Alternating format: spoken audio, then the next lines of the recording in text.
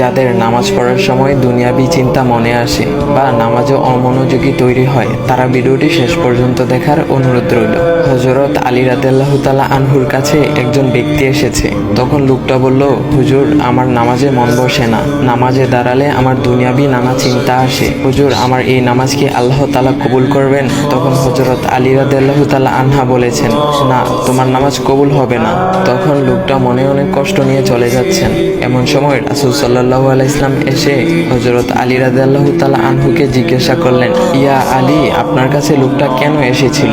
এসে দেখি মন খারাপ করে চলে গেল। কেন, কি হয়েছে আমাকে বলুন। তখন আলী রাদিয়াল্লাহু তাআলা আনহু বলেন, তিনি আমার কাছে জানতে এসেছেন যে নামাজে দুনিয়াবি চিন্তা আসলে নামাজ হবে কি না। আমি বলেছি, না, তোমার নামাজ কবুল হবে না। রাসূল সাল্লাল্লাহু আলাইহি ওয়াসাল্লাম তখন বলেন, ইয়া আলী, আপনাকে আমি একটা চাদর উপহার দিতে চাই, তবে একটা শর্ত আছে। আলী রাদিয়াল্লাহু তাআলা আনহু খুশি হয়ে বলেন, ইয়া রাসূলুল্লাহ, কি শর্ত তা বলুন, আমি আপনার সকল শর্ত মেনে নিব।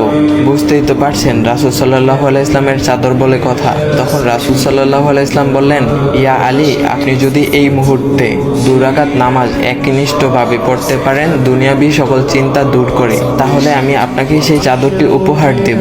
আলী রাদিয়াল্লাহু তাআলা আনহু বলেন, এটা তো সাধারণ ব্যাপার। আলী রাদিয়াল্লাহু তাআলা আনহু তখন নামাজে দাঁড়িয়ে গেলেন আর তিনি নামাজ পড়তে শুরু করলেন।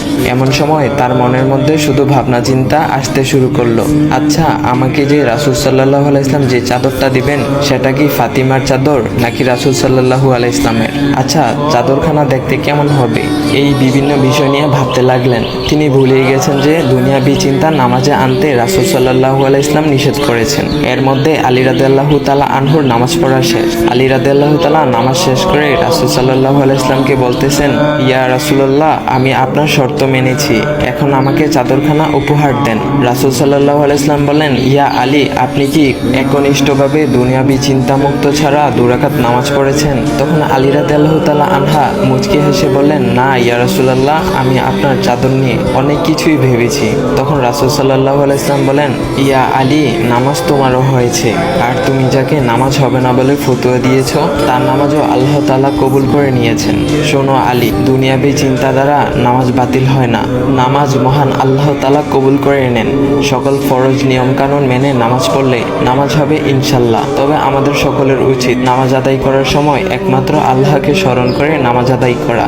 নামাজে দাঁড়ালে দুনিয়াবি চিন্তা মাথায় আসে, এটা শয়তানের একটা ফাঁদ। আল্লাহ তাআলা আমাদের সকলকে শয়তানের কুমন্ত্রণা থেকে হেফাজত রাখুক এবং সঠিকভাবে মনোযোগের সাথে নামাজ আদায় করার মতো তৌফিক দান করুক। সবাই বলি আমিন। চাইলে ভিডিওটা আপনি অন্যদের কাছে শেয়ার করতে পারেন, এতে অন্যদের ভুল ভ্রান্তিগুলো দূর হবে। তো গাইস, এমন ইসলামিক ভিডিও পাওয়ার জন্য ভাইয়ের আইডিটা ফলো করে দেওয়া যাও।